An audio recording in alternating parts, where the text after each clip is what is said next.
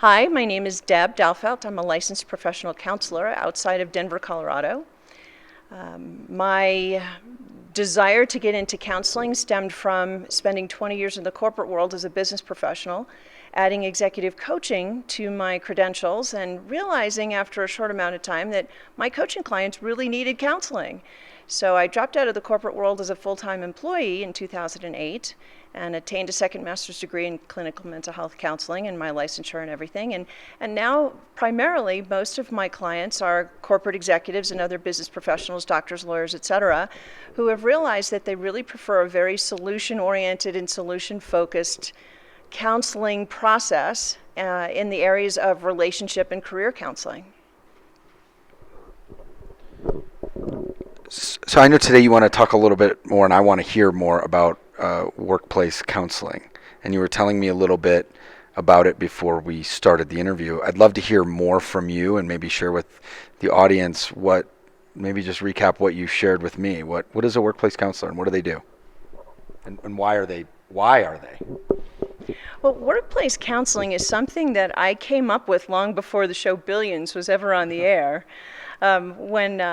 When I was back in the corporate world, I noticed that several of my colleagues had real issues that they were bringing to the workplace with them. One in particular, I'll never forget him.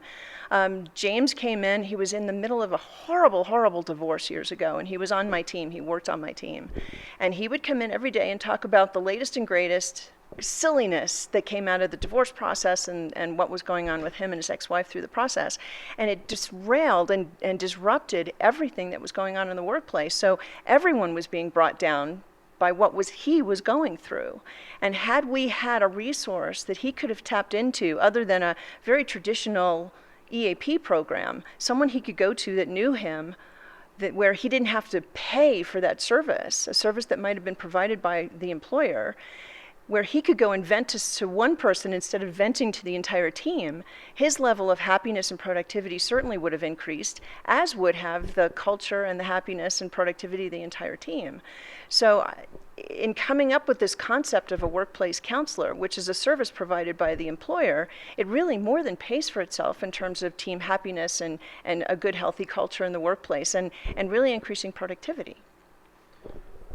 What are the boundaries that you have to establish, or that you do establish, between that person venting and, say, the rest of the team or the executive team or the people who are paying the counselor? Well, because I am a licensed professional counselor, I have to maintain ethics to those credentials. So I can't even tell the boss who's paying my retainer what's going on and who I'm talking to and why I'm talking to them and about what. So it's a very confidential process, and people have the comfort of knowing that not only am I working with one person on the team, I'm working with several people on the team, so I understand culturally what's kind of going on in the workplace. So the whole workplace benefits, not just the few people there that have chosen to work with me. And do you have an example of some outcomes that you've been able to measure with a specific workplace counseling scenario? Well, it's hard to measure something as qualitative as happiness in the workplace or improved communications or productivity. Those are really qualitative measurements. It's not like I can necessarily take an assessment.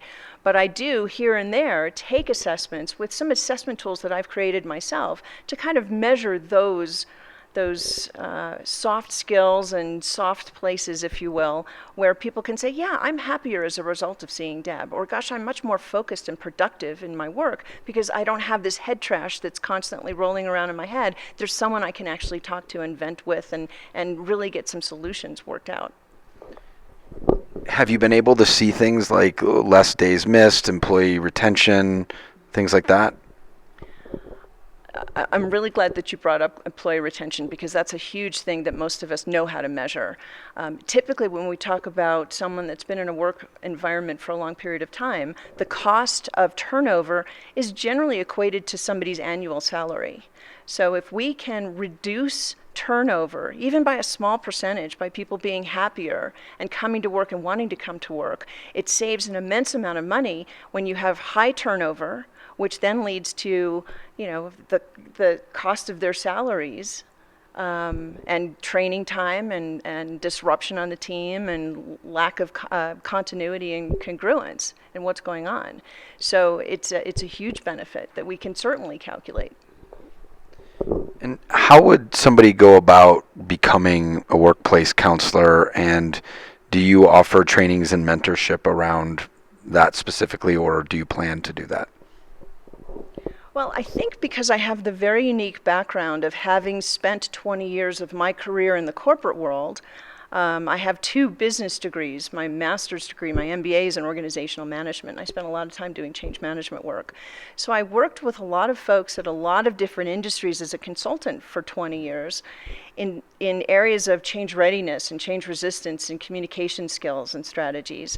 So I parlayed that background into, like I said, my executive coaching, and then eventually a lot of my counseling work with the corporate folks. So those have been my peeps for my 30-year career. So having walked in the shoes of my counselors for so many years, I think it was a really natural, easy progression for me. There aren't too many therapists out there that can say that they've got an MBA and 20 years in the corporate world. Right. So I think it's having been there, done that experience, and having walked in my client's shoes that really makes me kind of uniquely positioned to be a workplace counselor. What do you love most about it? That's hard to say. I love having the impact on not only one person, which is really primarily why I chose to do what I'm doing. It wasn't like I was in the corporate world where I was impacting shareholder value and the bottom line of the company.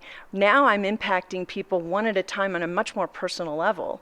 And if I can work with the entire team or the entire organization, I can impact them on a whole different level and not just financially. I can help them emotionally. I can help them heal in so many other more personal ways.